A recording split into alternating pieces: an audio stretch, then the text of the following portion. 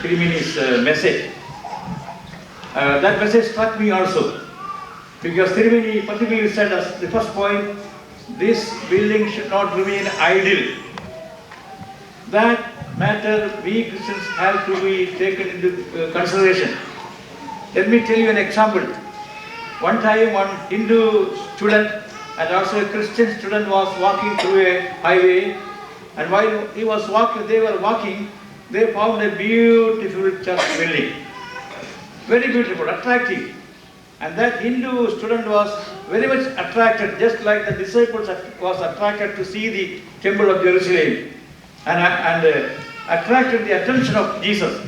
Just like that, this Hindu student was attracted to see this beautiful building standing on the side of the high road. But at that time, the building was seen closed, doors were closed. And that Hindu boy asked the Christian boy, when is this church building opened for use?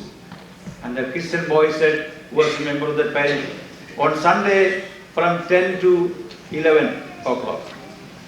On Sunday from 10 to 11 o'clock. That Hindu student was really amazed to hear that.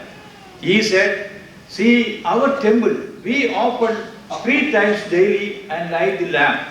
And the worshippers come and worship and offer their offerings. And they worship God by opening that temple 3 times and lighting the lamps. See, that is really a challenge to all of us, Christians, who build church buildings in this city or in this country. We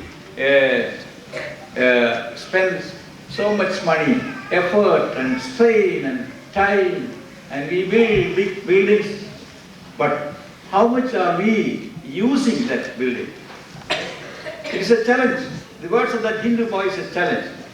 Our construction of our church should not remain idle. It must be active. We must be active. Otherwise, as Tirimini said, Satan will get into the church and he will make use of that. So that we should not allow. We must make use of the church. And God has given you this great gift. Receiving with thanks and dedicate Him, giving back and use it in an active way so that His name may be glorified. The church is used for worshiping God and then learning the Word of God, the Scripture, and then for witnessing the Gospel and also for service. These are the objective of the church building. Worship the God, study the Word of God, the witness and service to others. Well, these aims, these goals must be achieved through our churches. And I hope that these goals to be achieved through this beautiful building. I congratulate Viga and those who have earnestly and sincerely and strenuously tried with him to make this beautiful building constructed and dedicated for the glory of God. May I again extend our hearty felicitation and greetings to you all, and especially to the Viga and all those who have helped him, worked with him, cooperate with him in achieving this great achievement. And God may bless you, and in the future years, God may richly make use of this church for His glory. Thank you, and God bless you.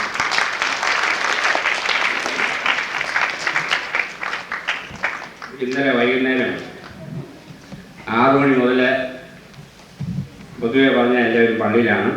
അതുകൊണ്ട് എല്ലാവരും ആഗ്രഹിക്കുന്ന ഒരു സംഗതി 1 മണിയാകുമ്പോഴത്തേക്കും മനോഹരമായ ഓഡിറ്റോറിയത്തിൽ ചെന്ന് അല്പം lunch കഴിക്കുകയും എല്ലാവരുമായിട്ടൊന്ന് വർത്താനം പറയുകയും അല്പം സമയം സ്പെൻഡ് ചെയ്യുകയും ചെയ്യണമെന്നുള്ളതാണ്. അതുകൊണ്ട് എല്ലാവരും കൂടെ ഉത്സാഹിച്ചാൽ I think we can make it. അത് നിങ്ങൾക്കറിയാവുന്നതുപോലെ എല്ലാവരും മുമ്പോട്ട് വന്ന് ഉത്സാഹിച്ചാൽ നമുക്ക് 1 മണിക്ക് ഇവിടുന്ന് ഓഡിറ്റോറിയത്തിലോട്ട് ചെല്ലാം. അവിടെ ചെന്ന് ഒരു ചെറിയ പ്രാർത്ഥനയുണ്ട്. അതിനുശേഷം വേണം ലഞ്ച് സൽക്കാരത്തിനായിട്ട് ഇരിക്കാനായിട്ട്. ഇപ്പോഴേ ബഹുമാനപ്പെട്ട Thomas city for episcopal Saint Mary's Houston.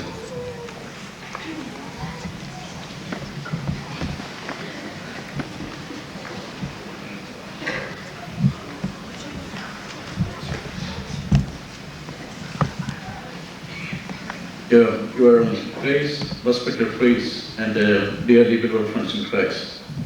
I shouldn't put in the real plain words, don't take too much of our time. So finish it as soon as possible. And I came straight from the church. I don't want to take too much of your time here. I'm here just to say thank you for the invitation and to congratulate on this marvelous achievement that you have gained over the years.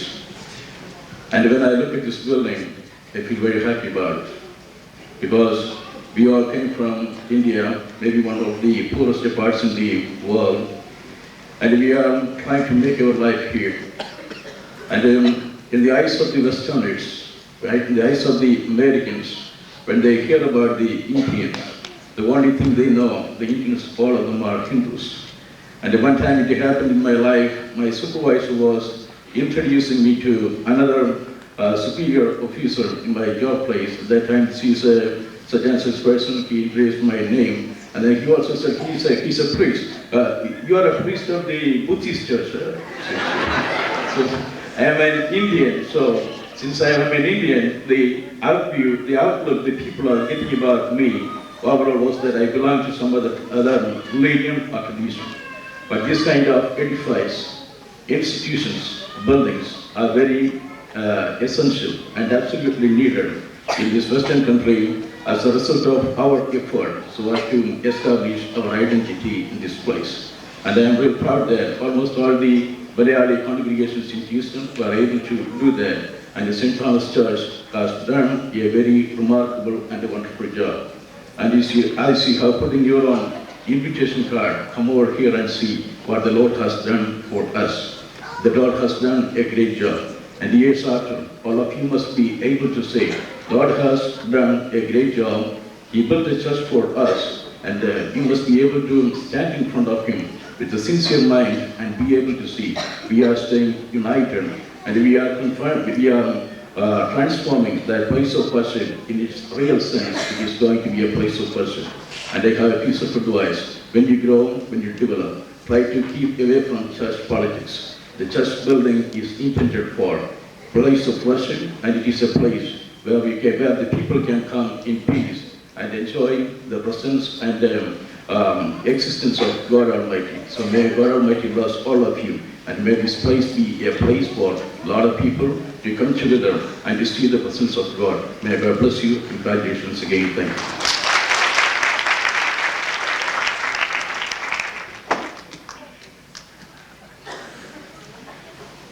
നമ്മുടെ ബഹുമാനപ്പെട്ട അർക്കൻസായിൽ ജോണച്ചനിവിടെയുണ്ട്, M T Thomas അച്ഛനുണ്ട്, കുന്നശ്ശേരിയിൽ ജോണച്ചനുണ്ട്, Mary offer അച്ഛനുണ്ട്. എല്ലാവരും എന്നെ തിരുതി പിടിപ്പിച്ചുകൊണ്ടിരിക്കുകയാണ് നമുക്ക് ഓഡിറ്റോറിയത്തിൽ നീങ്ങണമെന്ന്. അതുകൊണ്ട് അവർ പെട്ടെന്ന് അവർക്ക് പറയാനുള്ളത് പറയും. അതിനുശേഷം ഇടവകയുടെ 1-2 കാര്യങ്ങളും കൂടെ ഉണ്ട്. അതുകൊണ്ട് 1 മണിക്ക് തന്നെ നമുക്ക് ഓഡിറ്റോറിയത്തിൽ എത്തിക്കുന്നതിൽ എല്ലാവരും ഉത്സാഹിക്കണം എന്ന് മാത്രം.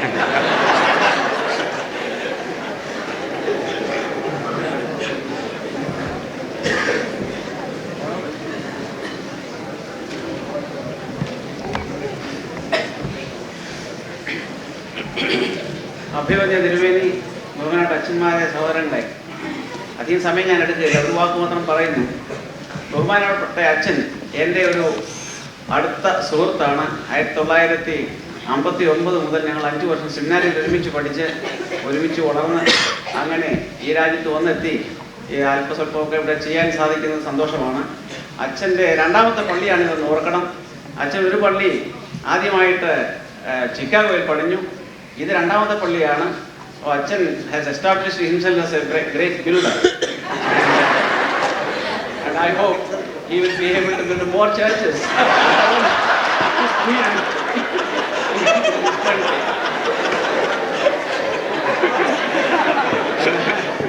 While I congratulate you or the congregation I remind you two things. Keep up the unity you showed to build up this church, as well as the man is not for the Sabbath, and Sabbath is for man. That means man is not for the institution. The institution must help us to grow with God in our spiritual life. May God bless you. I think Achan was reminding me something very important. When I finished the church in Chicago, I moved. So, he loves me very much. So he's asking me, Achan, this is time for you to move. പാട്ട് നല്ലപ്പോഴേ സ്വരം നിർത്തുന്നത് അല്ല, സ്വരം നല്ലപ്പോഴേ പാട്ട് നിർത്തുന്നത് അച്ഛനെ ഓർപ്പിക്കുകയായിരുന്നു. അതുകൊണ്ട് ദൈവയിഷ്ടം പോലെ ഞാൻ എപ്പോഴും അതിന് തയ്യാറാണ്. അതുകൊണ്ട് അച്ഛൻ ഓർപ്പിച്ച് തന്നെ പലരും ഓർപ്പിക്കുന്നുണ്ട്. I am waiting for God's will. Thank you അച്ഛൻ.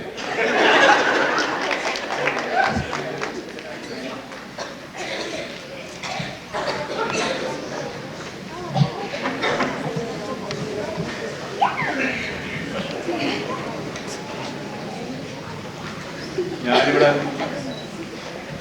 അതിനു മുമ്പായിട്ട് അഭിമന്യ തിരുമേനി, ബഹുമാനപ്പെട്ട വൈദികരെ, ഭർത്താവിനാൽ സ്നേഹിക്കുന്ന ദൈവത്തിൻ്റെ ജനങ്ങളെ, ഈ ഒരവസരം ലഭിച്ചതിനായിട്ട് ഞാൻ ദൈവത്തെ സ്തുതിക്കുന്നു. ഞാനിവിടെ നിൽക്കുമ്പം ഇവിടെ നിൽക്കുന്ന ചില ആളുകൾ വിചാരിക്കും, എന്തിനായി അച്ഛൻ ഇവിടെ നിൽക്കുന്നത്? അച്ഛൻ ഞങ്ങളുടെ മെയിലിംഗ് ലിസ്റ്റിലുള്ള അച്ഛനല്ല. അത് ശരിയാ. ദിസ് ഈസ് മൈ മാതൃ ഇടവക. ഇതെൻ്റെ മദർ ചർച്ചാണ്. ഇവിടുന്ന് ഡള്ളസിൽ ഞാൻ പോയി അവിടെ ഒരു പള്ളിയുടെ വികാരിയായി തിരുവനന്തപുരത്ത് തന്നെ നിയമിച്ചു. ആ പോയ ശേഷമല്ല നിയമിച്ച ശേഷമാണ് പോയത്. അതാണ് എൻ്റെ നില. നിങ്ങളെ ആദ്യമായിട്ട് എന്നോടും എൻ്റെ കുടുംബത്തോടും കുടുംബാംഗങ്ങളോടും കാണിക്കുന്ന നന്ദിക്കും സ്നേഹാദരവുകൾക്ക് എല്ലാത്തിനുമായിട്ടും ഞാൻ നന്ദിയുള്ളവരാണ്. Please again continue to pray for us. I am one among you. ഇതുപോലെ ഒരു കാര്യം, ഒരു വലിയ മനോഹരമായ കെട്ടിടം സാധ്യതപ്രായമാക്കിയത് ബഹുമാനപ്പെട്ട അച്ഛനും എല്ലാവരുടെയും പരിപൂർണമായ സഹകരണത്തിലാണ്. ഡാളസ് സെൻറ്റ് ജോർജ് ഓർത്തഡോക്സ് ഇടവകയുടെ വികാരി എന്നുള്ള നിലയിൽ ആ പള്ളിയുടെ ഇടഭാഗങ്ങളുടെ എല്ലാ വഹിക്കുന്ന ആളുകളുടെയും എല്ലാവരുടെയും ഗ്രീറ്റിങ്സ് ഈ പള്ളിക്കും ഇവിടെയുള്ള ആളുകൾക്കും ബഹുമാനപ്പെട്ട അച്ഛനും ഞാൻ ദൈവത്തിൻ്റെ നാമത്തിൽ അർപ്പിച്ചു കൊള്ളട്ടെ. വളരെ വർഷം മുമ്പ് ഞാൻ സീഹോര ആശ്രമത്തിൽ ഒരു വർക്കിലും 30 years ആരോട് ഞാൻ വിശേഷിച്ച് ചിലരോ സ്വന്തക്കാരോട് പറഞ്ഞു. നേരം വെളുത്തപ്പം പാലക്കുന്ന് കുടുംബത്തിലെ ഒരാൾ വീട്ടിൽ വന്ന് എന്നോട് പറഞ്ഞു, നിലവാരം കീപ്പ് ചെയ്യണം. അത് ഞാൻ കീപ്പ് ചെയ്തതായിട്ട്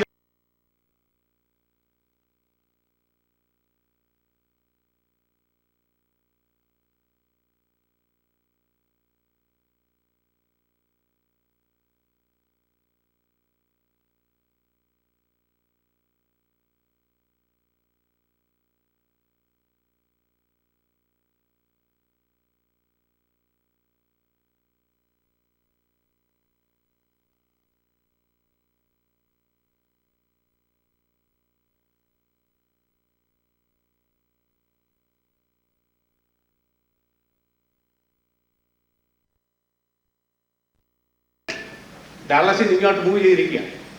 ജോണച്ചൻ്റെ ഭാഷയിൽ ചിക്കാഗോയിൽ നിന്ന് ഡള്ളസിൽ ഇങ്ങോട്ടാണ് മൂവ് ചെയ്തത്. അന്നേരം അച്ഛന് ഡള്ളസിൽ ഫ്രണ്ട്സ് ഉള്ളതായിട്ട് എനിക്കറിയാം. അവരുടെ സപ്പോർട്ട് അച്ഛനുണ്ട്, അതിന് യാതൊരു സംശയമില്ല. അത് ഞാൻ ഗ്യാരണ്ടി ചെയ്യേണ്ട കാര്യമില്ല. അതുമൂലം ഇവിടെ അച്ഛൻ കൂടുതൽ പ്രവർത്തിക്കാറില്ല. ഞാനതുപോലെ ഡള്ളസിൽ പോകുന്നു, അവിടെ പ്രവർത്തിക്കുന്നു. നിങ്ങളുടെ എല്ലാവരുടെയും സഹകരണം എനിക്കുണ്ടെങ്കിൽ നിങ്ങളുടെ ഒരാൾ അവിടെ പ്രവർത്തിക്കുന്നതായിട്ട് നിങ്ങൾക്കും സന്തോഷം, സഭയ്ക്ക് അത് പ്രയോജനപ്രദമായിരിക്കും. വീണ്ടും ഞാൻ അത് വീട്ടിൽ പോകുന്നില്ല. ഈ ഒരവസരം എനിക്ക് തന്നതിനായിട്ട് ഞാൻ നിങ്ങളോട് എല്ലാവരോടും നന്ദി അറിയിക്കുന്നു. ഈ ബഹുമാനപ്പെട്ട അച്ഛനെയും നിങ്ങളെയും ഈ വലിയ നേട്ടത്തിൽ അഭിനന്ദിക്കുന്നു. അത് ഞങ്ങളെ ഗ്രീറ്റിംഗ്സ് വീണ്ടും അറിയിച്ചു കൊള്ളുന്നു. ഈ സഭ, ഈ ഇടവക അഭിമന്യ മത്യൂസ് മാർ ബർണബാസ് മെത്രാപ്പോലീത്തായുടെ ഒടിക്കീഴിൽ അണിനിരന്ന് സ്ഥിരതയോടും നിരന്തരമായിട്ടും മുമ്പോട്ട് പോകുവാൻ ദൈവം തമ്പുരാൻ ഇടയാക്കട്ടെ എന്നുള്ള ആശംസയോടുകൂടി എൻ്റെ വാക്കുകളെ ചുരുക്കുന്നു. May God bless U.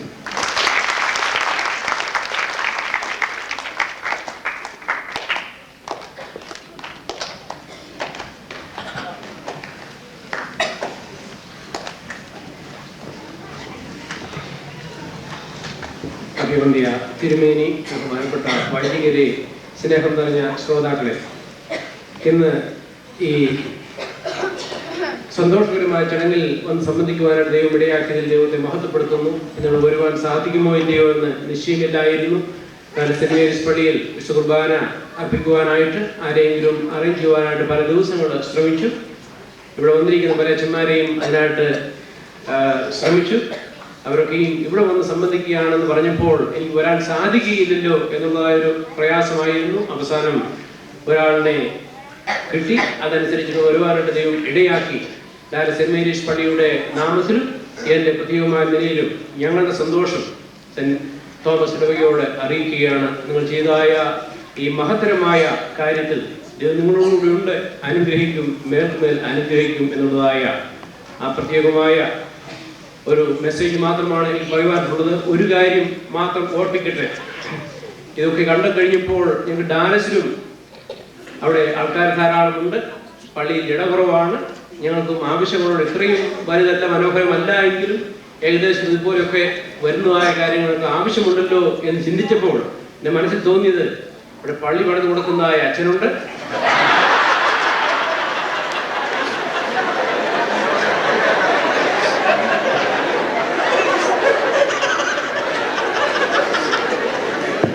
പള്ളിക്ക് യാതൊരു കടബാധ്യതയും ഇല്ലാതെ ഇത്രയും കാര്യങ്ങൾ നിസ്സാരമായിട്ട് കൈകാര്യം ചെയ്യുന്നതായ ആളുകളുണ്ട്. അതുകൊണ്ട് നിങ്ങളൊന്ന് സെറ്റിൽ ഡൗൺ ചെയ്ത് കഴിഞ്ഞാൽ ഉടനെ ഞങ്ങളുടെ ഡാൻസിൽ നിന്നും ഇങ്ങോട്ട് ഒന്ന് വരാനായിട്ടൊക്കെ പ്ലാൻ ചെയ്തിരിക്കുകയാണ് എന്ന് മാത്രം ഓർപ്പിച്ചുകൊണ്ട് ദൈവം നിങ്ങളെ മേൽക്കുമേൽ അനുഗ്രഹിക്കട്ടെ എന്ന് മാത്രം പറഞ്ഞുകൊണ്ട് അവസാനിപ്പിക്കുന്നു. Thank you.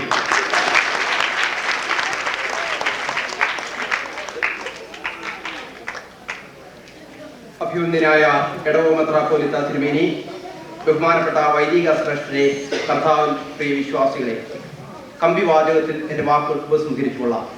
എനിക്ക് ഈ ഇടവകയോട് വളരെയധികം കടപ്പാടുകളുണ്ട്. 9 മാസം മുമ്പ് അമേരിക്കയിൽ പഠിക്കുവാനായി വന്ന സമയത്ത് ഇദംപ്രദമായിട്ട് ഒരു ദേവാലയത്തിൽ വിശുദ്ധ കുർബാന അർപ്പിക്കുവാൻ തക്കവണ്ണം കഴിഞ്ഞത് ബഹുമാനപ്പെട്ട അരൂപ്പാലയച്ചൻ വികാരിയായിട്ടുള്ള ഈ ദേവാലയത്തിലാണ്. അന്ന് പണി പൂർത്തിയായ ഈ ദേവാലയത്തിൽ ബലിയർപ്പിക്കുവാൻ തക്കവണ്ണം കഴിഞ്ഞു എന്നുള്ളത് ഒരു മഹാഭാഗ്യമായിട്ട് തന്നെ ഞാൻ കരുതുന്നു. യോഹന്നാന്റെ സുവിശേഷം 10-ാം അധ്യായത്തിൽ